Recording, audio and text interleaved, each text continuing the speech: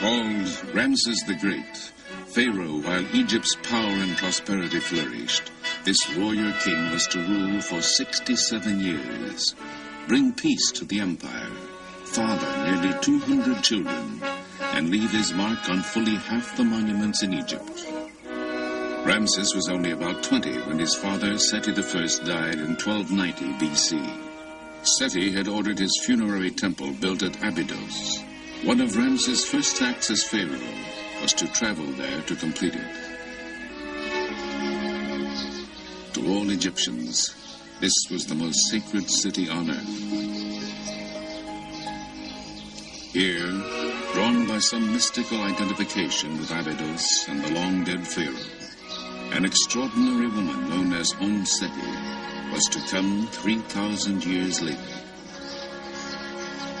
With a group of fellow Egyptologists, she celebrates her 77th birthday. To you. Happy birthday, Omm Sety. Happy birthday to you. Well, thank you very much. You certainly made it a happy birthday. Make a speech.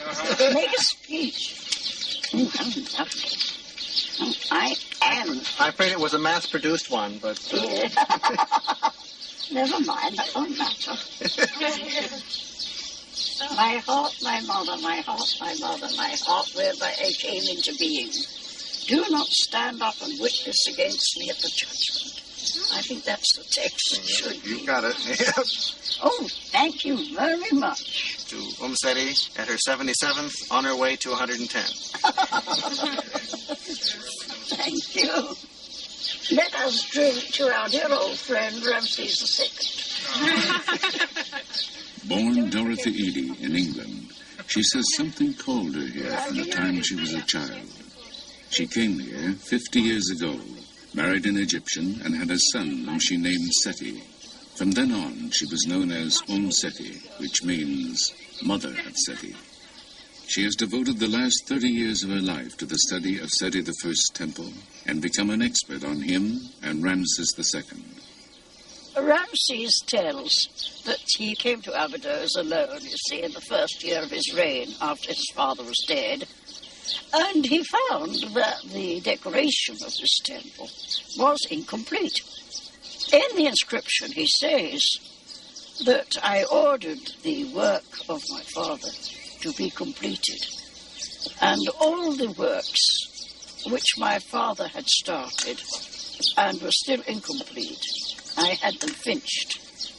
And then he goes on as if he's speaking to the soul of his father, you see, and telling him that all that Seti had wanted to do and died before completing, and all his plans and ambitions, Ramses would complete it.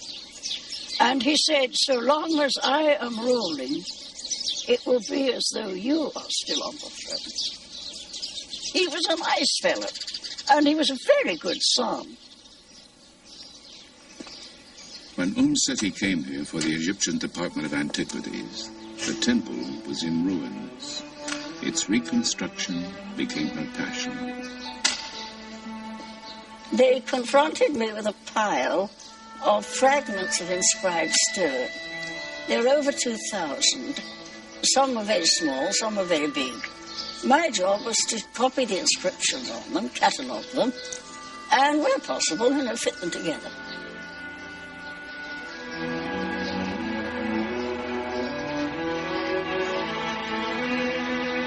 The temple is vibrant with carvings that look as fresh today as when they were painted 3,000 years ago. Its walls tell the first known story of resurrection. Osiris, a mythical ruler, was killed and dismembered by his brother. His wife, the goddess Isis, found the scattered pieces of his body, bound them together, and Osiris arose from the dead. Their son, the falcon-headed god Horus, was to grow to manhood and avenge his father. Anubis, jackal-headed god of embalming, was sent by the sun god to help Osiris live eternally.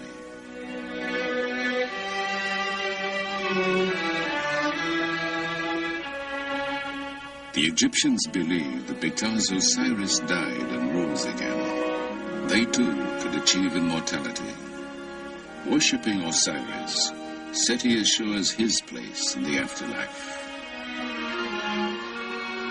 Offering incense, the pharaoh worships before the bark of the sun god, Amun-Re.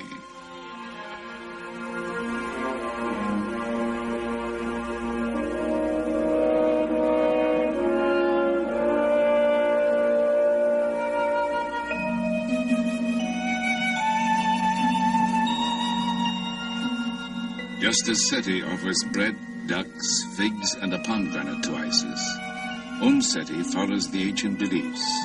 Oh, yes, every year at the great feast, and again on the birthday of the gods Osiris and Isis, I come here with offerings of wine, bread, and incense.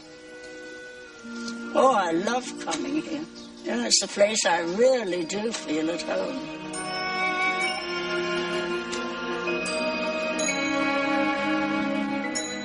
Three days after this filming was completed, Omm Sety died. She was buried in Abydos, Egyptian city of resurrection.